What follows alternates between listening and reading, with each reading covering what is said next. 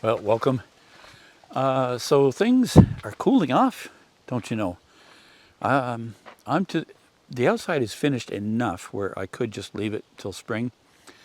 Hopefully, as we get a nice day, I'll work outside, finishing up that siding, and the roofing. Still haven't seen that yet.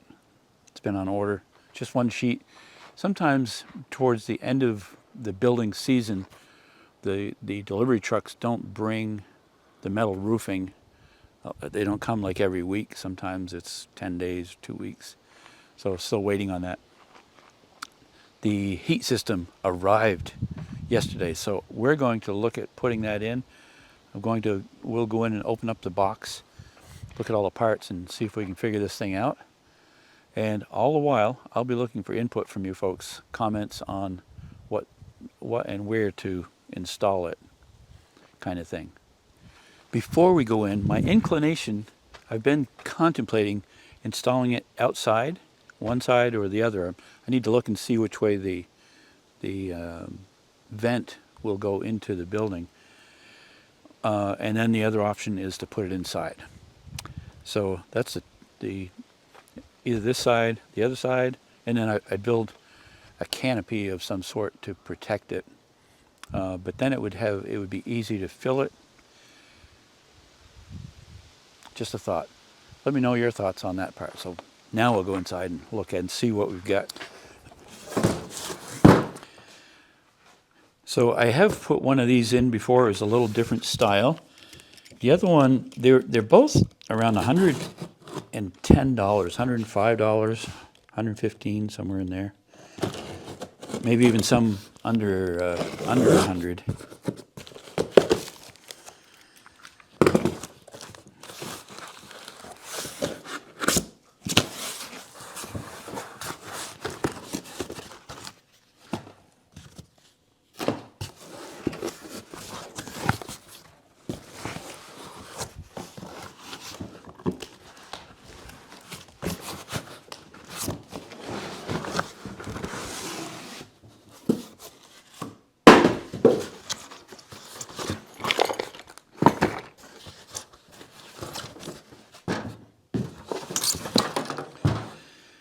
The other one I had was not a kit or self-contained. It had a separate fuel tank. So this is where the vent would go into the room.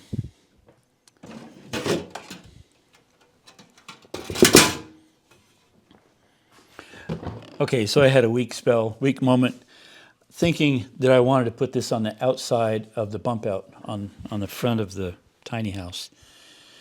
I want it inside. I guess I have to. I mean, that's just to protect it so it's not exposed to the weather.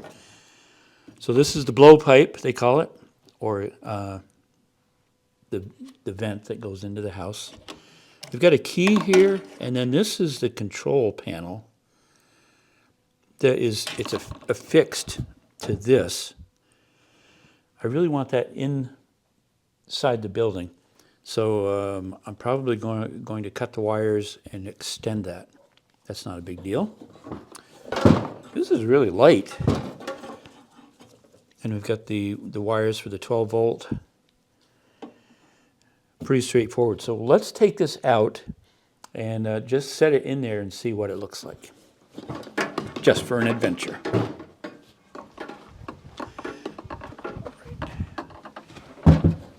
That is tiny. Doesn't take up much room. So it's pretty good access for the fuel cap to fill it up. I think that would be fine. One thing I need to determine, of many, so we have that one's marked out, that one's marked in. So this is the exhaust. This is going to be the hot one. So I want to locate that where it's absolutely safe. I'm going to cut a hole in the floor so it'll come down through. The other situation is the hot air, the blow vent, the blow pipe. Ideally, I would like that pointing toward the tiny house. Okay, so that's kind of a given. So now I need to just figure out where to drill the hole for the exhaust. So I'll work on that and I'll be back. So I drew the outline of the heater, and this I'm going to cut out a big square just so I can make sure that there's nothing that'll catch fire.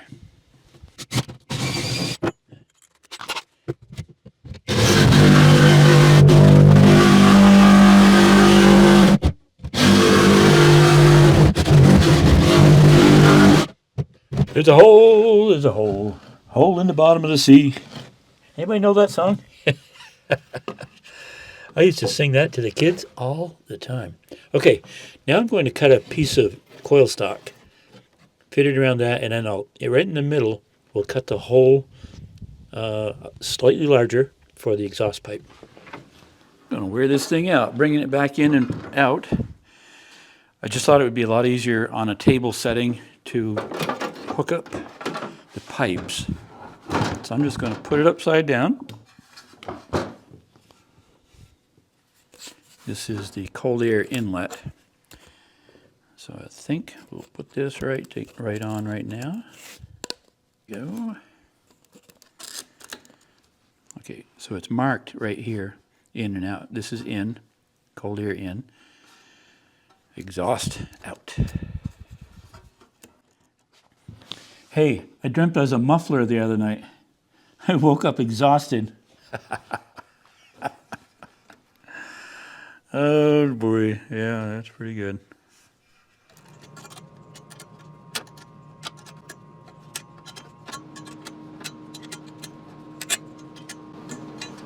Okay, that's tight. Might as well attach the blowpipe.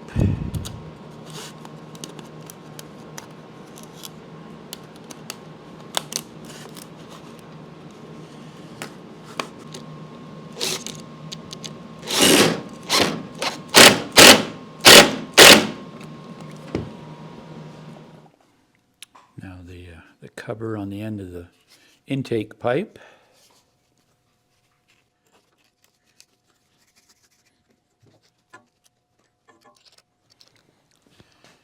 So this is a heat sock. Supposed to reduce the clearance required to flammables. So I'll put that on there. I don't know. I'll see if it will slide down through the hole. It may not. We'll see. Then the muffler will go on there with a pipe clamp. And this will go on after I've put it through the hole. So, I think we're ready to go back out and put it on, put it in.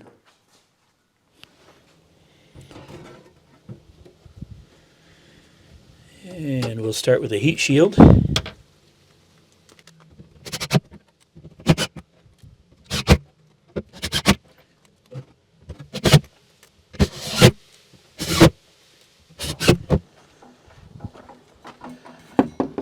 right. Here's the unit. I want the intake, what do you call this, filter or whatever, to be to the back, so that's good.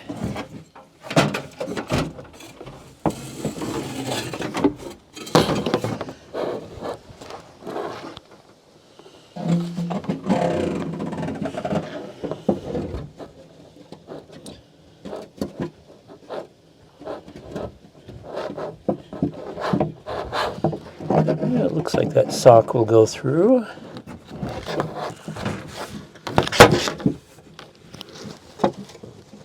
Well, I'll pull it down. I'll get underneath and pull that down. It should be all set. All right, it's been screwed to the floor on all four corners, so it doesn't move. The air intake is clear. That's good. And then I'll be able to stretch this and run it, pull it up and run it up into here probably. Not sure. I have this bar here. I've either got to go below. I don't think there's room to go below. Probably go up above. So we can stretch this out. pull it in there. This muffler is not marked in or out, and it's pretty straight through, so I don't think it matters which way it's going, as long as it's going, you know.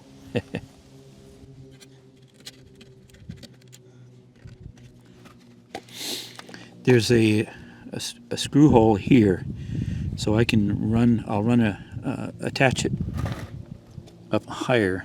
Right now it's pretty close to the ground, as you can tell, huh?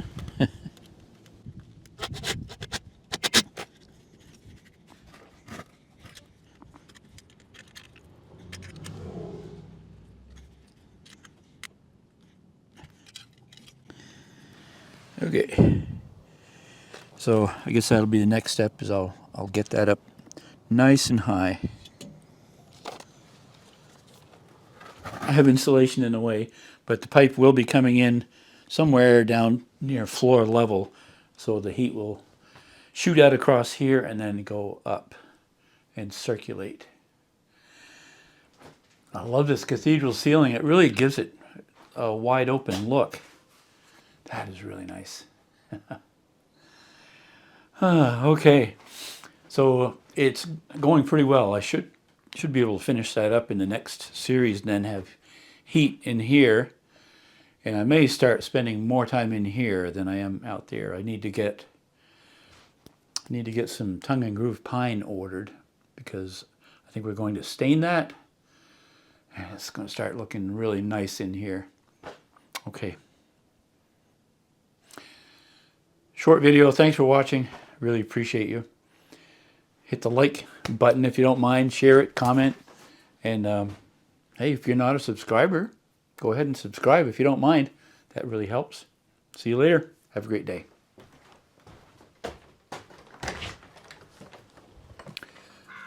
Hey, welcome everybody. Today we're starting a new series on beginning carpentry.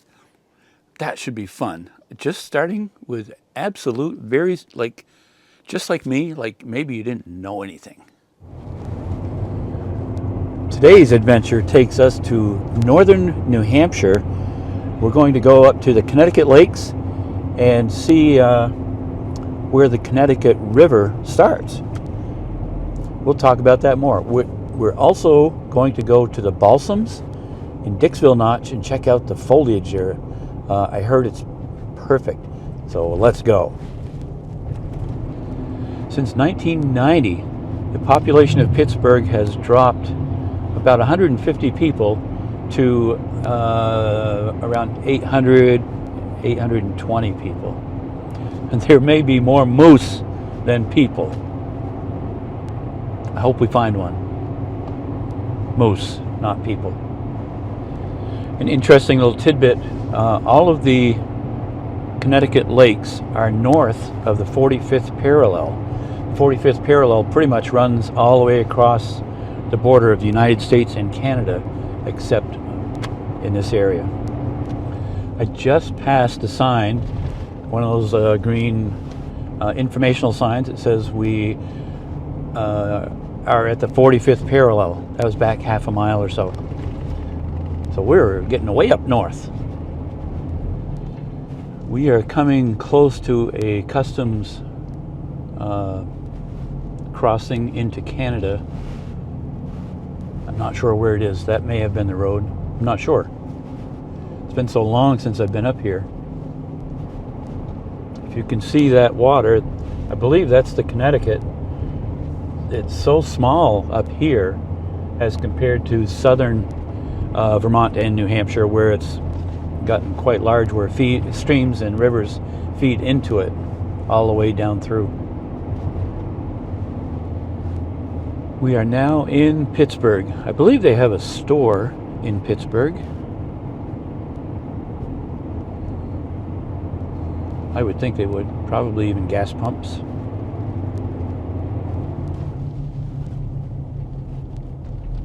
They do have a gas station. 9 miles to the Canadian border, apparently. Crossing. Break for moose. Hundreds of collisions. Show me the moose. The town of Pittsburgh.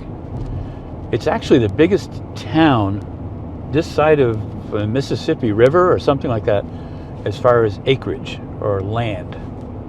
Definitely not the biggest population-wise. So up there are the Connecticut lakes.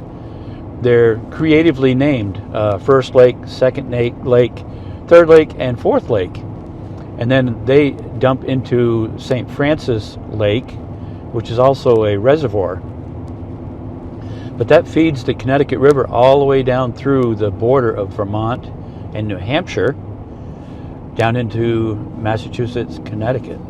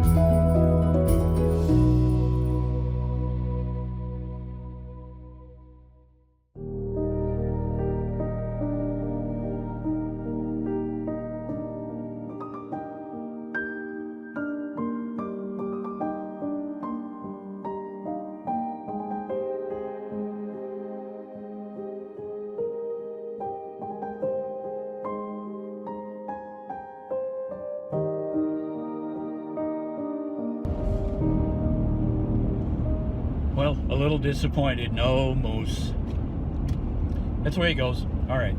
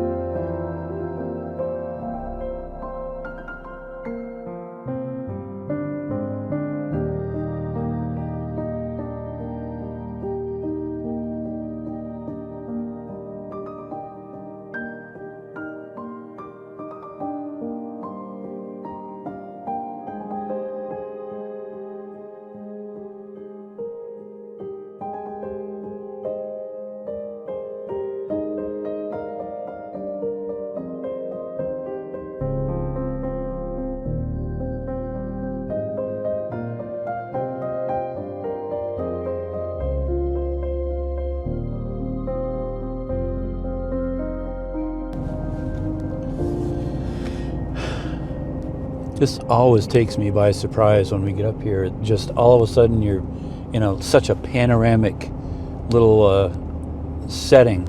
I just love it. Can't wait to get the drone up in the air so you can see the foliage. It's just amazing.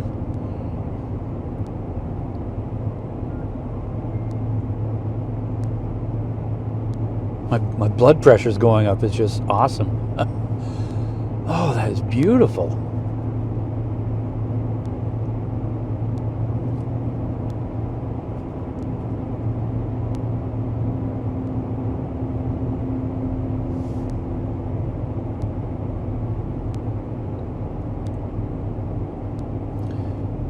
It was just announced a few months ago that financing had been procured for finishing the renovations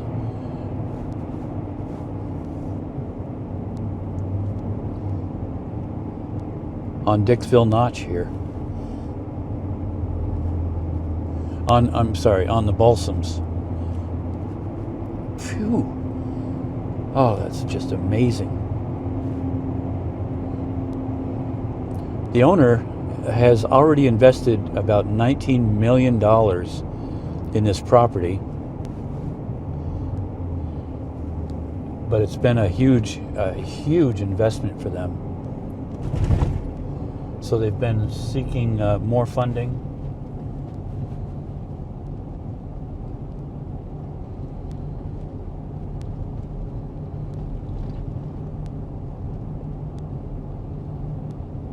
We are really heading up in elevation here. We're right in Dixville Notch.